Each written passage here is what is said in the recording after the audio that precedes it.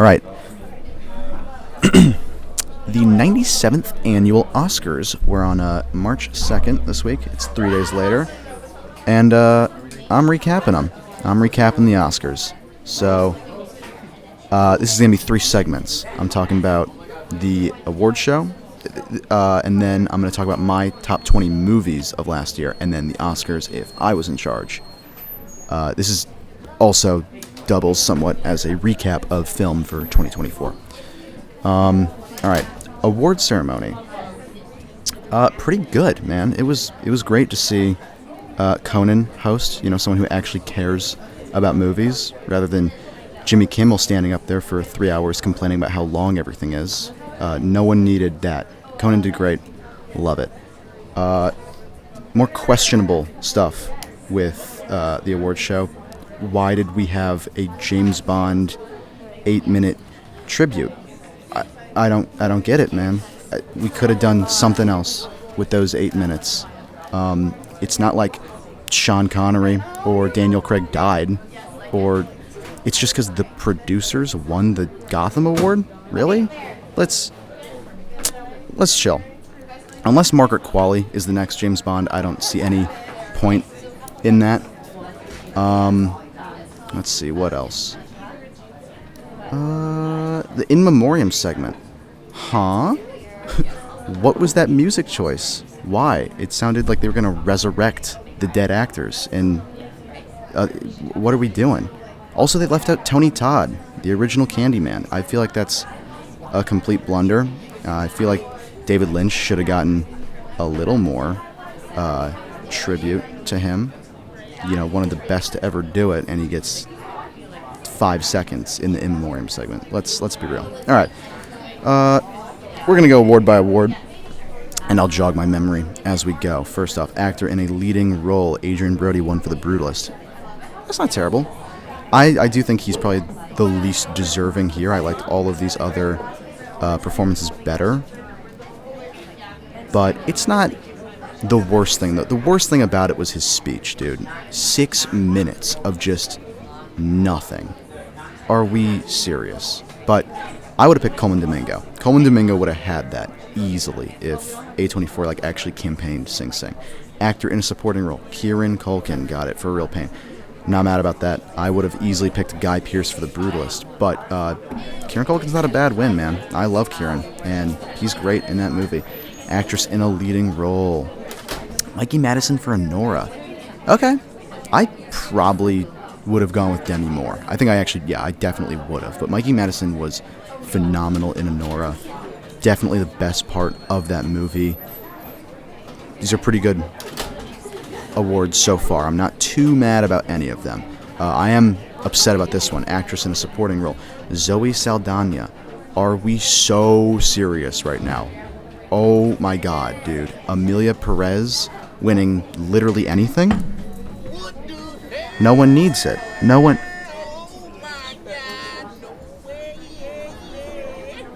Okay.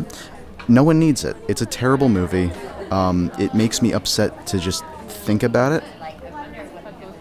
And I don't think Zoe Saldana should get rewarded for being the best part of the worst thing ever.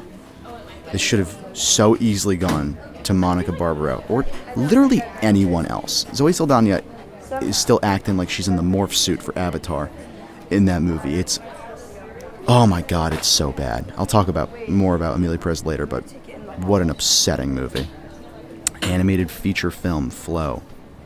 Hell yeah. That's great. Great stuff. I would have picked Wallace and Gromit. That's just a blast. But Flow is not a bad pick at all. And Gintz Zilbalados? Nope, that's not it. Whatever. The director also did everything for the movie. He's the director, writer, cinematographer, producer. He composed the score. Obviously other people help, but geez, what a guy. Animated short film. In the Shadow of the Cypress one. I don't know. I watched all these. I would have picked Wander to Wonder. Although I get why that did not win. Whatever. No one watched. No one really watches the shorts, unfortunately. So, cinematography, Brutalist. Yeah. I'm not upset about that at all. I think Dune 2 is slightly better, but The Brutalist is, oh my god, unbelievable. Costume design, wicked. Sure. Yeah, actually, I don't have any complaints here. That's fine. Directing. No. Sorry, Sean Baker. It should have gone to Coralie Farge for The Substance. Unbelievably directed movie. It's great. He's good.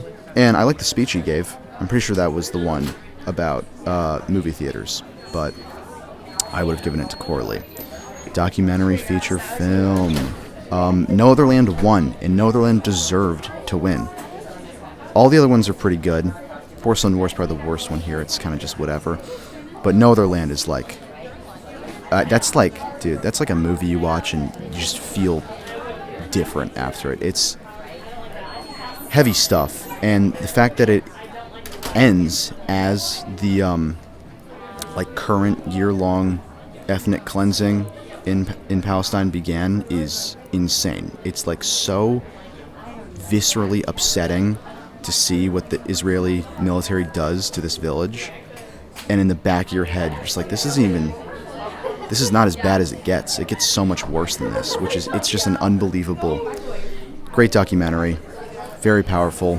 Glad it won. Documentary short film. How did The Only Girl in the Orchestra win? It's like fun, but it's such a nothing burger of a short film. It's just like a really funny old lady who was in an orchestra.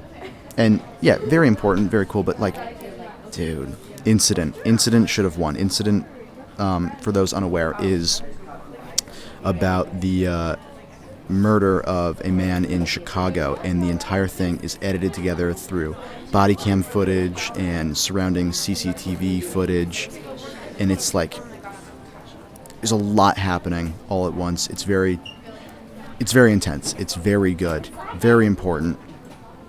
I am upset that it did not win. Film editing. Anora. Okay. Yeah.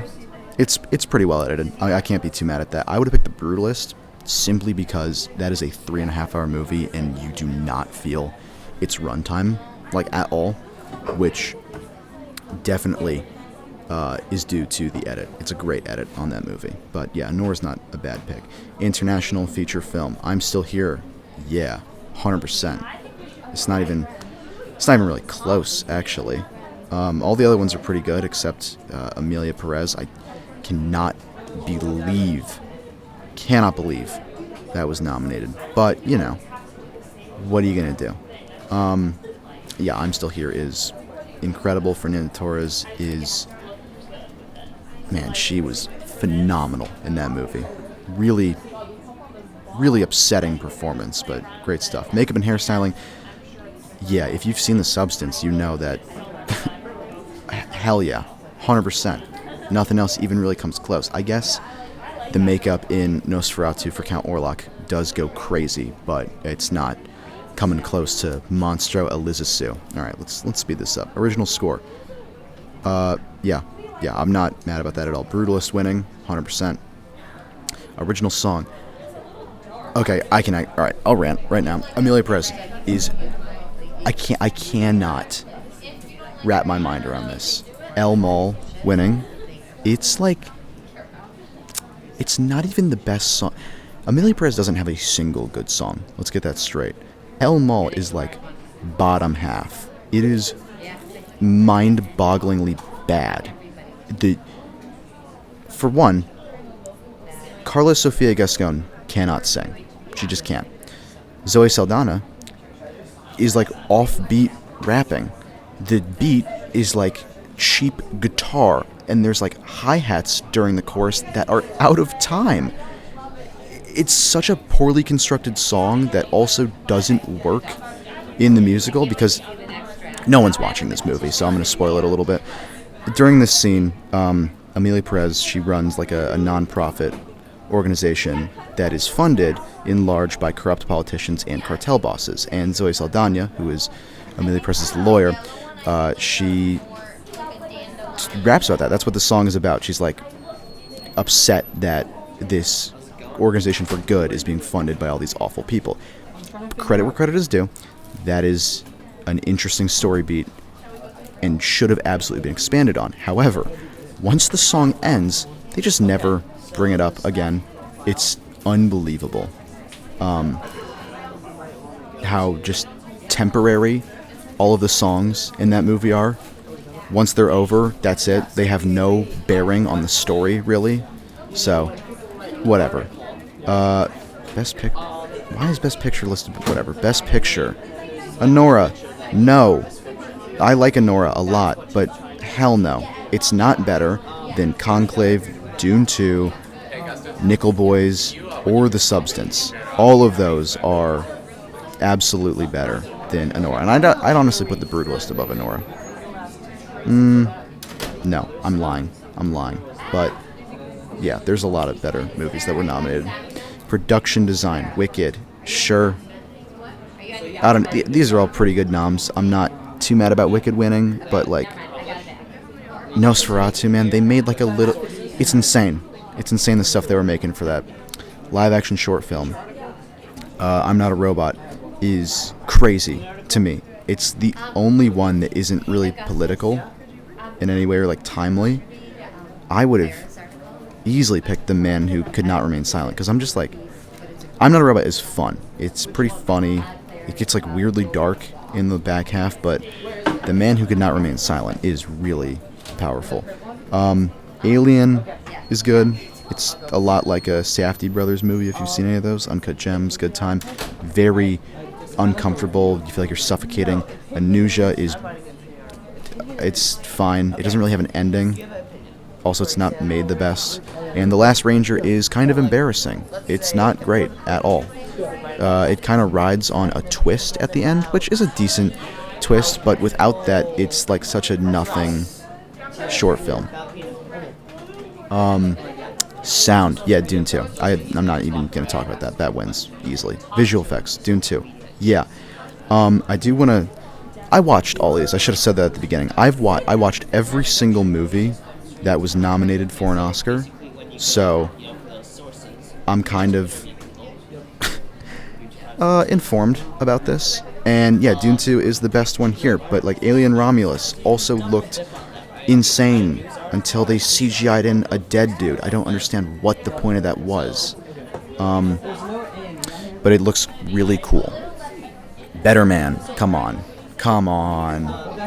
Yeah, it was never going to win, and it shouldn't have. I need to make this very clear. Dune 2 is the best looking movie here in terms of visual effects. But Better Man, the Robbie Williams monkey biopic, is so much fun. And the visuals in that, why is he a monkey? Because it's awesome, and he looks awesome. The monkey looks great. King of the Planet of the Apes is absurd. It's not a great movie, but it looks unbelievable.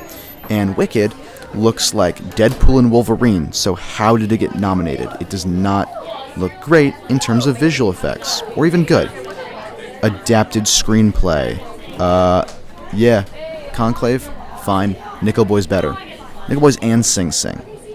Actually, no, not Sing Sing. I love Sing Sing, but it's not better than Conclave. Nickel Boy should have won. Straight up. Writing, original screenplay. Yeah. Yeah, Nora's fine. I would have given it to Substance. Substance is absurd. Alright, that's it. Whatever. Not important. Now we have to switch to more fun stuff. The slideshow. Alright, so I'm going to go through my top 20, and then the Oscars if I was in charge. Very cool transition. Okay, hold on. Alright, my 20th spot is Rap World, directed by Connor O'Malley. This is a blast, dude. So it's a mockumentary. It takes place in 2009. It's about three friends who try to make a rap album in one night.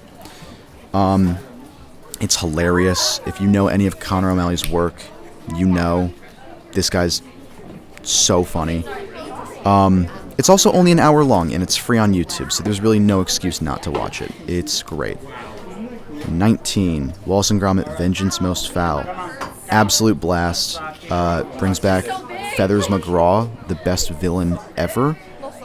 Also very topical in its commentary on like AI and fulfillment through art. So not something you would exactly expect from a Wallace and Gromit movie, but welcome. It's very welcome, all the same. All We Imagine Is Light. I don't know how this wasn't up for Best International Feature. It's phenomenal. Just like two women in India, just like making it through their 20s. There's a lot more at play there, obviously, that you should find out when you watch the movie, but it's phenomenal. It's really good stuff. The Brutalist. Yeah, dude. Yeah. What is this picture? It's so low res. Adrian Brody is very good. He didn't deserve the award, but he is very good. Guy Pearce, though. Damn. Also, it's like 3.5 hours. You hear that and you're like, surely there's a part where it drags or where it's like, come on, can we just get Nope, it's tight. It is tight at 3.5 hours. And there is an intermission, which is amazing, but the first half, before the intermission, is like 10 out of 10 masterpiece stuff, and the back half is just really good. Great movie. Definitely see it. Queer. Yeah, dude. I cannot believe this didn't get any nods at all. Daniel Craig given a very vulnerable performance in this movie. He's like, it's very weird. Everything about this movie is a little weird, and Luca Guadagnino really knows how to control that. There's a lot of interesting surrealism in here that I haven't seen Luca Guadagnino tackle, so that was very cool. Jason Schwartzman is in this movie, and he's borderline unrecognizable. He's really becoming one of the best actors working today. Daniel Craig, though, what a performance! It's a great movie, and it's not even Guadagnino's best from this year. All right, next, Trap. Am I joking that this is better than everything that came before it? No. This movie is so much fun, and if you hate it, you're dumb. I use this movie as a really good litmus test for if you are cool, and if you don't like it, you're not cool. It's one of the dumbest movies of the year, and I mean that in just the most complimentary way one could say that. For those unaware, it is about a dad, played by Josh Hartnett, who takes his daughter to a pop concert, and as he, is there, he finds out that the concert is actually a trap. See, the police got a tip that a serial killer they've been trying to catch will be at the concert that day, and they're going to catch the serial killer. Josh Hartnett is that serial killer. He's, insane. He's crazy, and now he has to figure out how to get out of this arena without getting arrested. It's a blast. It's so much fun.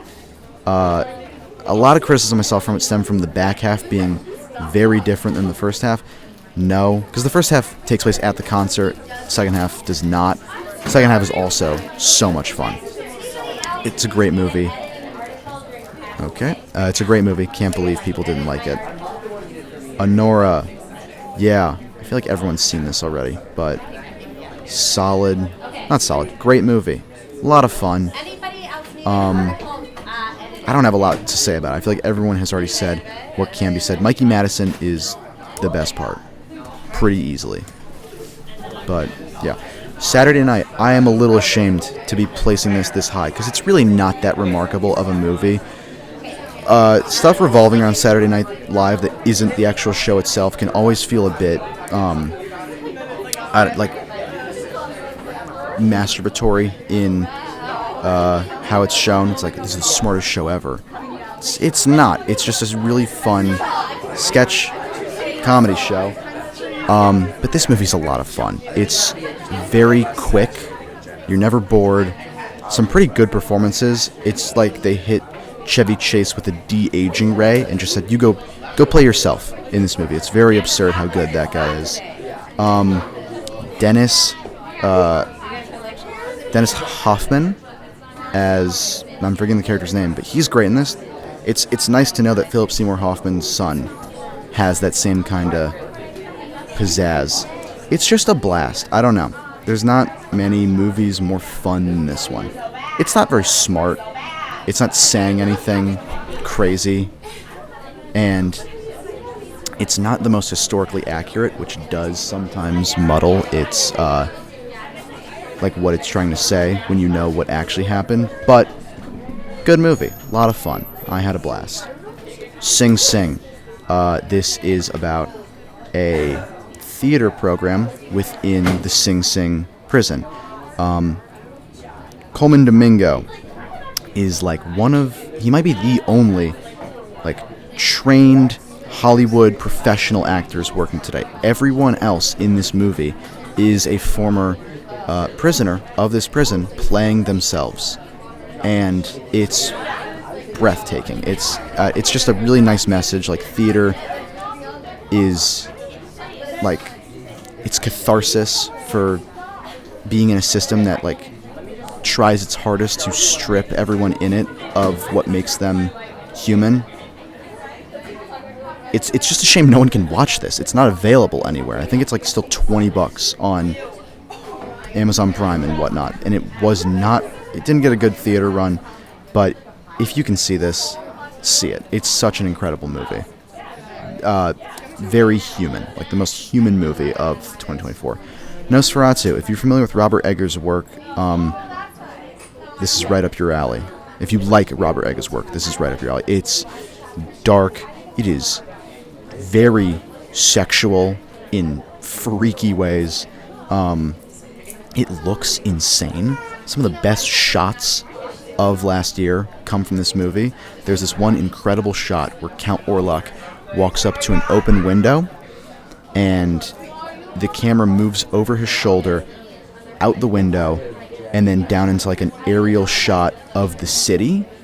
And as the camera leaves the window, Count Orlok like stretches out his hand, and then once the camera is in the aerial part of the shot, the shadow of his hand continues to like engulf the town below, and it's all one take. I have no idea how they did it. I think they probably just like transitioned to a small model as they went, but it is crazy. It is crazy. Everyone in this movie, Lily Rose Depp especially, and Willem Dafoe, my favorite little freak, given amazing performances in this. I'm going to speed this up a little bit. Conclave. This is popes and cardinals and bishops gossiping for 2 hours. If that sounds awesome, and it should, this movie is great. It's very tight. Ralph Fiennes is on fire. Stanley Tucci is fantastic. And it's not boring. It seems like it'd be boring. It's not. It's like all talking, but with dialogue this like electric. It doesn't matter. Kinds of Kindness. This really flew under a lot of people's radar this year. This is Yorgos Lanthimos' most recent movie after Poor Things. And I really admire... So I've been following what he's been doing, what he's been working on, and I really admire his style of filmmaking in the sense that he made Poor Things, made a lot of money, got a lot of Oscar buzz, and was most definitely given more trust for his next movie. So he made this, and then also started working on the third one, his third movie in like recent years, before this came out. So once it bombed, it was too late. Also, this movie's so weird. I cannot believe people signed off on this. I'm glad they did, but it really just seems like one of those movies that like executives or CEOs would take a look at and go, we're not making any money off of this. It's 3 stories all in one. It's an anthology. It's all the same actors for every story playing different characters. The first one, Jesse Plemons, is a man who just cannot like live on his own. Everything he does is instructed or set up by Willem Dafoe. It is very bizarre, very interesting. The second one, Jesse Plemons, his wife is missing when one day she returns. His wife is played by Emma Stone. She is fantastic in this movie. And she returns after she's been missing. She like crashed on an island somewhere, and now she's back. And he doesn't believe it, not even for a second. He doesn't think that that's his wife. Very bizarre. And then the third story, easily the most supernatural of the 3. Emma Stone is a part of a cult, and they are looking for a girl who can bring dead people back to life. Yeah, it's a lot. It has a lot to say about the lengths people will go to for love.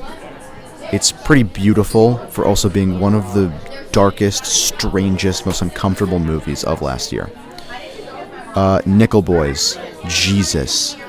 I can't believe this didn't get nominated for cinematography. The entire movie, or at least like 95% of it, is shot from a first-person point of view. So not only are the actors giving top-tier performances in this, but they're also their own cameramen, and that's really amazing. Yeah, staggering movie. It's really unbelievable. I am so excited to see what Ramal Ross does next. This is the story of two African-American boys in a reform school in the, I think it's the 50s. It's 50s or 60s. It's one of the two. And it's just, I don't know. There's something about this movie. It's unbelievable. I probably said that word like 20 times, but yeah, this really is like, you cannot believe what you're seeing with cinematography, with performances, with everything. It's just breathtaking. No Other Land. I talked about this already, but yeah, best documentary of last year. It's truly heartbreaking stuff.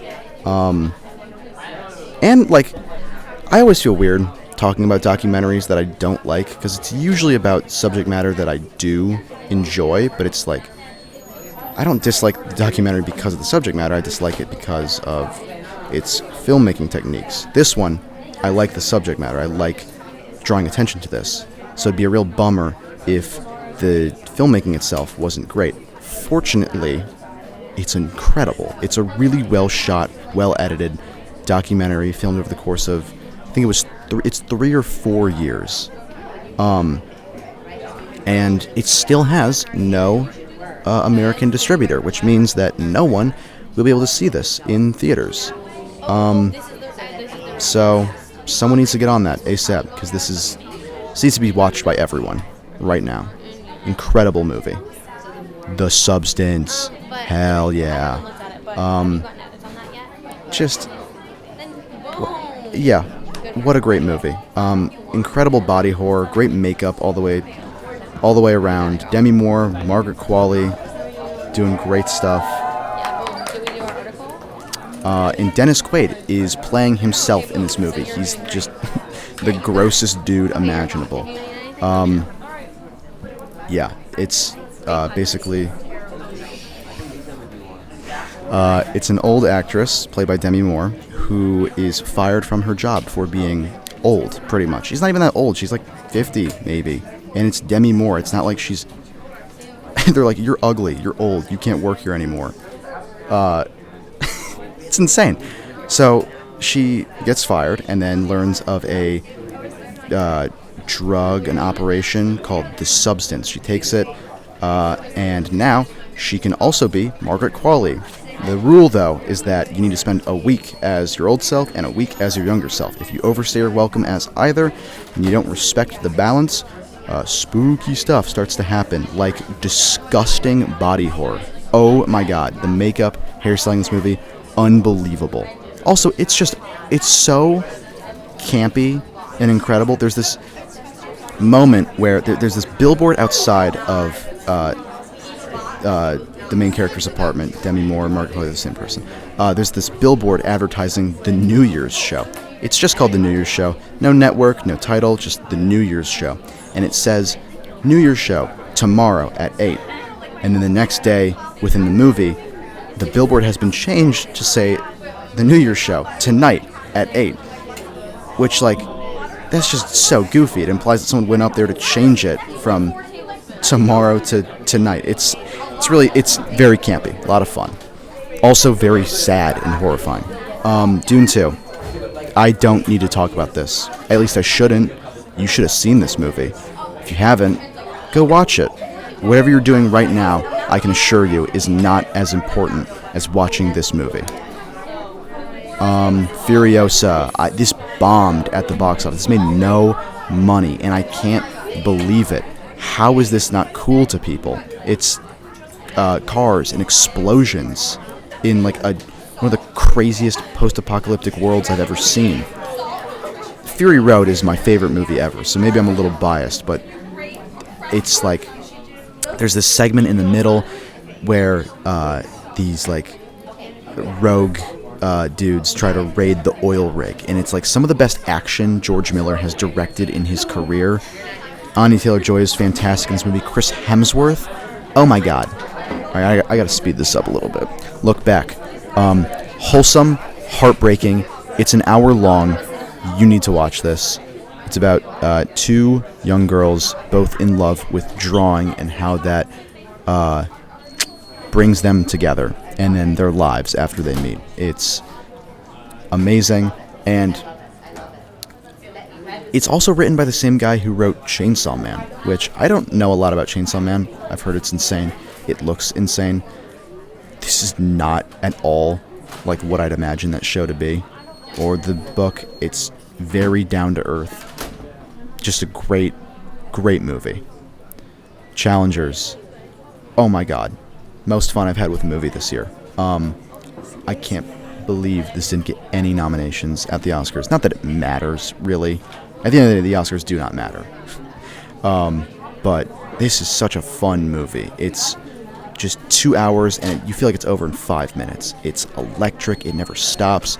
Trent Reznor and Atticus Ross's score helps a lot with that. All the three central performances are just so much fun. It's like three of the worst people who all both love and hate each other, and also love tennis. It's great. Incredible movie. And my favorite movie of last year, I saw The TV Glow. Horrifying.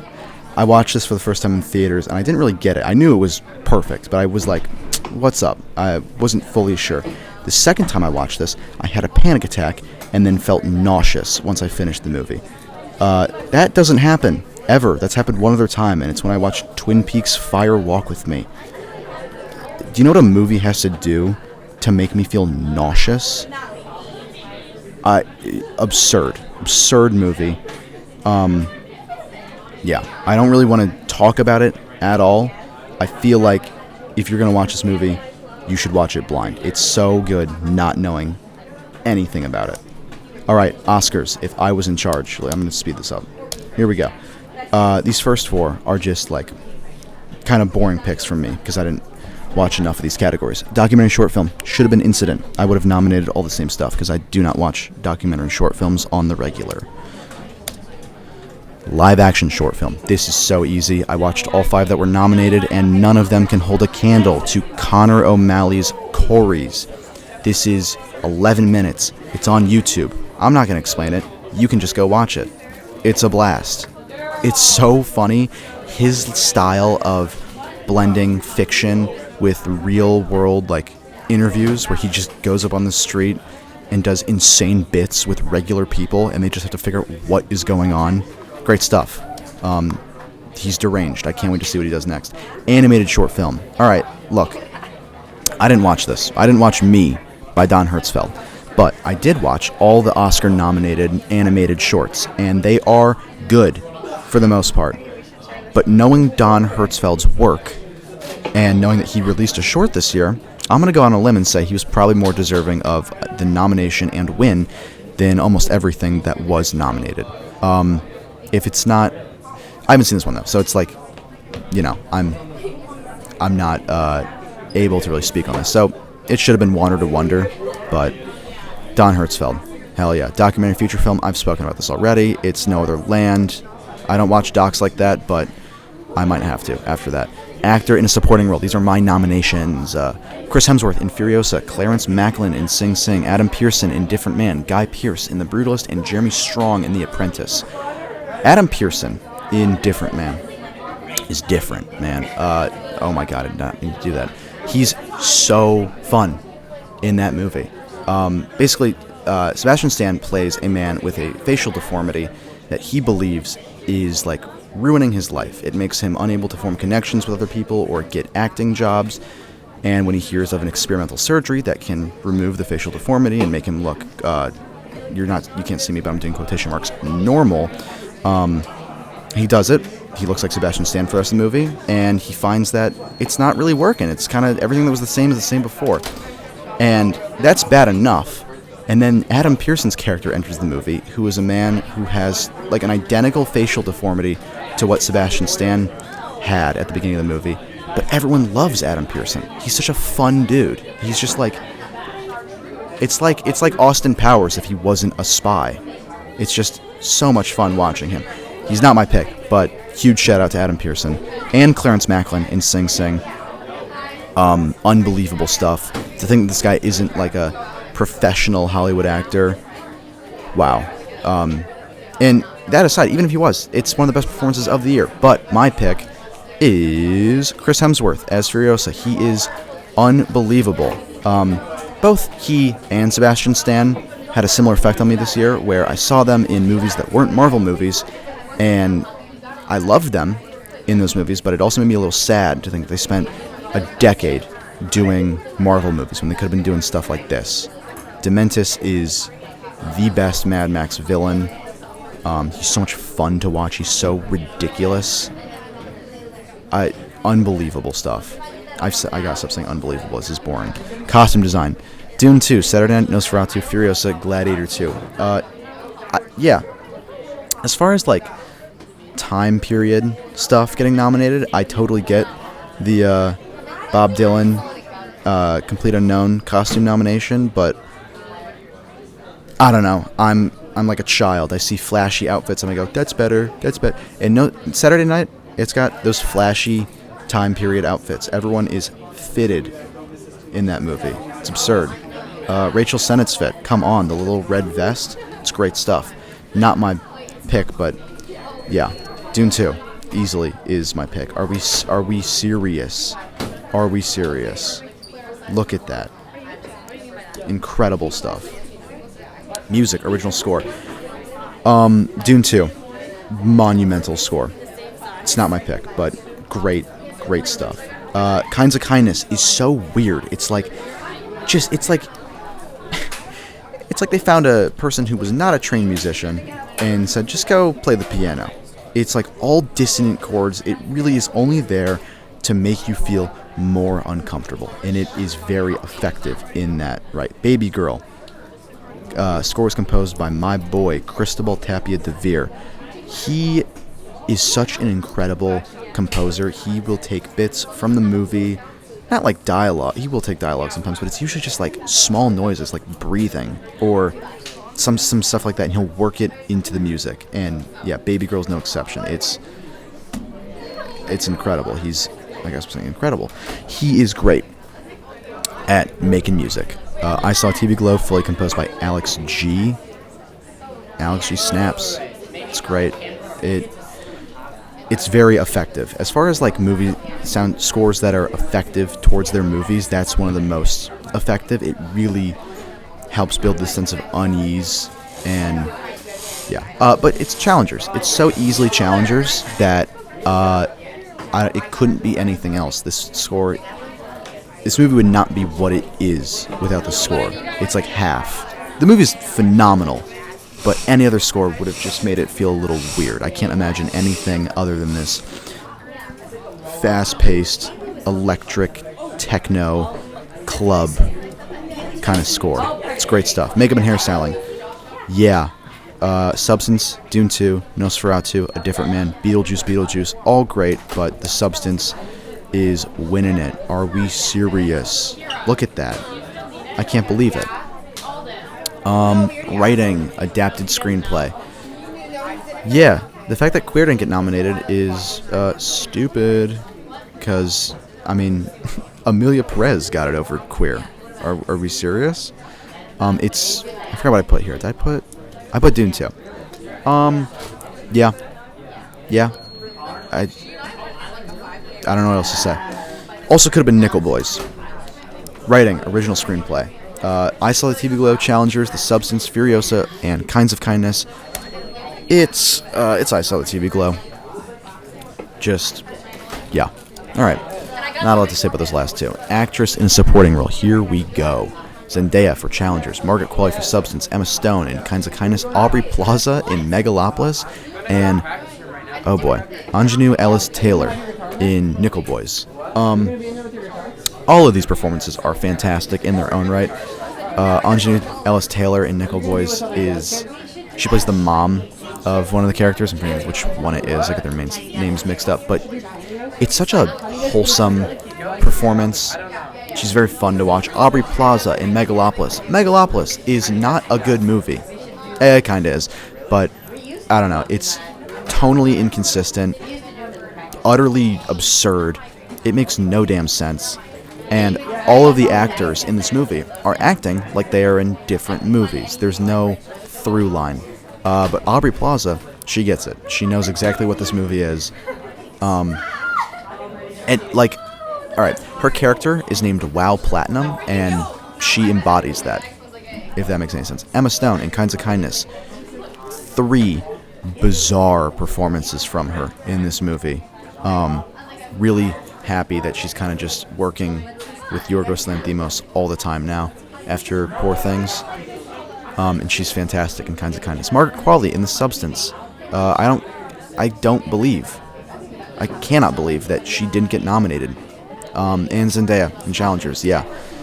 Who did I pick? I picked Margaret Qualley, yeah. I thought that was a funny picture, so. Yeah, she has, I'll get into it later, but she's my favorite line reading of the year. Original song, I don't care. I literally do not care. I wrote it on this slide, I don't care. It's Starburned and Unkissed by Caroline Polachek from I Saw the TV Glow. So, like I said, I watched every single thing that was nominated for an Oscar this year, including the movies that were only nominated for Best Original Song. I could have just listened to the song, but for some reason I chose to watch the movies. I should not have done that, because the 2 movies that I got out of that, Elton John Never Too Late and The 688, are bad movies. But also the songs are not great. They were not great nominations this year. Starburned and Unkissed is far and away the best original song composed for. I didn't even write 5 nominees on this slide. That's how much I do not care. It is this song. Incredible song. International feature film. No Other Land, As All We Imagine Is Light, I'm Still Here, The Girl with the Needle, and Flow. I don't know if there's a rule at the Academy that you can't nominate documentaries for other categories. I don't think there is, but if there is, that's dumb, because No Other Land should have won this so easily. Yeah, I put, if documentaries can't be nominated, it's I'm Still Here. That is a fantastic movie, but No Other Land kind of clears. Animated feature film. I feel like leaving any mystique to this is kind of stupid and pointless, because it's Look Back. That's my 3rd favorite movie of the year. Hold on, let me talk about the other nominees, actually. Look Back, Wallace and Gromit, Vengeance Most Foul, Memoir of a Snail, Flow, Inside Out 2. Inside Out 2, yeah, fun. Flow, great. Cats, love it. Memoir of a Snail, Sarah Snook is given a voice acting performance for the ages. I didn't realize it was her until the credits rolled. I can't believe it. Wallace and Gromit, a blast. Look Back is very touching. Film editing. Challengers, The Brutalist, Soundtrack to a Coup d'etat, Nickel Boys, and Furiosa. So, Soundtrack to a Coup d'etat was nominated for Best Documentary. And these are not my words. I'm stealing this from a Letterboxd comment I saw, but it perfectly encapsulates how this movie feels. It's 2.5 hours, and it feels like a late-night Wikipedia deep dive fueled by Red Bull. It's just, you're falling down rabbit hole after rabbit hole. It's an unbelievable doc. There's a lot of moving pieces. It feels like you kind of have to already know a lot about the time period and the situation they're covering, which is like international interference with the Congo's political system in during the Cold War, and how America used like jazz as a smokescreen to further meddle in that political climate that was already unstable. And how, you know, colonialism is one of the worst things that's happened ever. But it's just like, if you don't know anything about it, like me, you're kind of like, wait, why did they mention that? There's a lot of moments where I'm like, wait, why is that in here? That doesn't feel relevant at all. I'm sure it is. I'm not going to, hate on the movie that I don't know a lot about as far as subject matter goes, but it is ridiculous. My pick, though, is Challengers. What they do with the edit... Oh, I put and Nickel Boys. Yeah, Nickel Boys uses archival footage a lot in it, and the way it's edited throughout is masterful. Challengers is so snappy. Some of the conversations are edited like tennis matches. Are we serious? Great stuff. Production design. Dune 2, Nosferatu, Beetlejuice, Queer, and Conclave. Conclave, they built a church, and it looks awesome. Queer, just some great stuff going on in there. Great little buildings and exteriors and interiors, and there's this one shot of an odd-looking highway and a bunch of oldie-timey cars driving on it in a very smooth fashion. That I was like, that's fake. I saw the movie and I was like, that's CG. I don't know what that is, but that's not real. And then I saw a behind the scenes of it, and it's like a little model they made with little toy cars. And I'm like, oh, I'm stupid. It's great. I love it. I'm going to give it to Nosferatu, though, because, oh my god, they made like a 1800s German village in this, and it looks ridiculous. And the carriages, and I don't know if this is included in production design, but there is a scene in here where Willem Dafoe is burning down a building. He is laughing maniacally, and there are 1,000 real rats on screen. He's my favorite little freak, and I'm so glad he was in this movie. And the production design it's ridiculous. Count Orlok's castle? Oh my god. It's like something out of Bloodborne, dude. It's incredible. Sound. Civil War, Dune 2, Furiosa, I Saw the TV Glow, and Nickel Boys. I forgot what I gave it to. Dune 2. Very close runner-up would be I Saw the TV Glow. There is some breathing in the sound at some point near the end, which if you've seen the movie, if you know, you know. Heartbreaking stuff. Dune 2, though, is like... I saw this in IMAX, and I was like, I'm there. I'm on that worm with Timothée Chalamet, because it truly felt like it. Masterful sound design. Visual effects. Dune 2, Hundreds of Beavers, Furiosa, Alien Romulus, and Kingdom of the Planet of the Apes. Hundreds of Beavers is an odd inclusion in here, because I've only watched the first half, and then I fell asleep, because it was like 5 a.m. But it's like, it's not... like realistic, like Alien Romulus or Furiosa. It's just fun, man. It looks like the best YouTube video there is, and I mean that as a very high compliment. Hundreds of Beavers is baller. It's great, but I'm still going to give it to Dune 2. Look at those sandworms, man. Again, like I said with the sound, I got scared when I saw this in the theater. I thought they were calling for me. Great movie. Great visual effects. Cinematography. I Saw TV Glow, Challengers, Dune 2, Nickel Boys, Nosferatu. It's I Saw the TV Glow and Nickel Boys. Nickel Boys' use of a first-person camera is really special. And I Saw the TV Glow, this shot in particular, and many other shots in the movie feel like a shotgun blast to the chest. It is the emotion that's encapsulated in the movie is absurd. Actor in a leading role. Here we go. If you can't tell, by the way, I'm doing these in the same order they were presented at the Oscars. Actor in a leading role. Justice Smith, I Saw TV Glow. Josh O'Connor, Challengers. Coleman Domingo in Sing Sing. Daniel Craig in Queer. And Jesse Plemons in Kinds of Kindness. I'm giving it to Justice Smith. This picture is another if you know, you know moment. One of the most upsetting scenes of the year. He gave this performance everything. And I need him to be in more movies like this and less like Jurassic World Fallen Order, which I think he will. Directing, Jane Schoenbrunn for I Saw the TV Glow, Luca Guadagnino for Challengers, Coralie Farger for The Substance, Denis Villeneuve for Dune 2, and Ramel Ross for Nickel Boys. It's Jane, the GOAT. Their direction of I Saw the TV Glow is what makes it as haunting as it is, and I cannot wait to see what they do next, which I'm pretty sure is going to be a slasher movie at a summer camp. So, yeah, let's get lit. Actress in a leading role, Demi Moore for The Substance, Lily Rose Depp for Nosferatu, Mikey Madison for Nora, Nicole Kidman in Baby Girl. That movie's a lot of fun, guys. I'm so sad that got panned. Fernanda Torres, and I'm still here. It's Demi Moore. Also thought this was a really funny picture. It's Demi Moore. She's insane in that movie. Her descent into madness. Best picture. I don't really know why I bothered with this slide because we just went through my top 20, so it's pretty clear what wins here. Because I just copied and pasted the top 10 into this. It's I Saw TV Glow. That's the best movie from last year.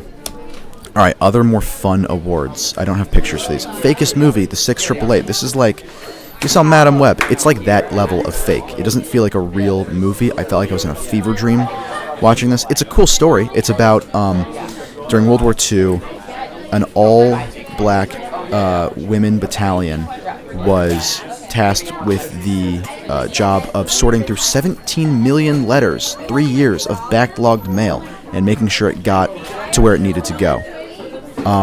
Unfortunately, this movie is embarrassingly bad. Whatever. I don't want to be negative for these fun awards, but I'm going to be a little negative here. Worst theater experience was Deadpool and Wolverine. Nothing like being trapped in a theater watching an awful movie and you can't escape. I was there with my whole family. I had no ride home. I don't think I would have walked out, but I considered it several times. This is a terrible movie, guys. I hate Ryan Reynolds so much. Stop making movies. You're not good at it. Alright, best line reading. Control Yourself from The Substance. If you know, you know. This is also what cemented Margaret Qualley as my favorite supporting actress of this year. Just, Demi Moore and her are so deranged near the back end of this movie. It's so much fun to watch. And then best lean forward moment. This is a lean forward moment. Is some of you are probably familiar with this term. It's when you're in the movie theater. Something crazy happens. So crazy that you have to lean forward in your chair.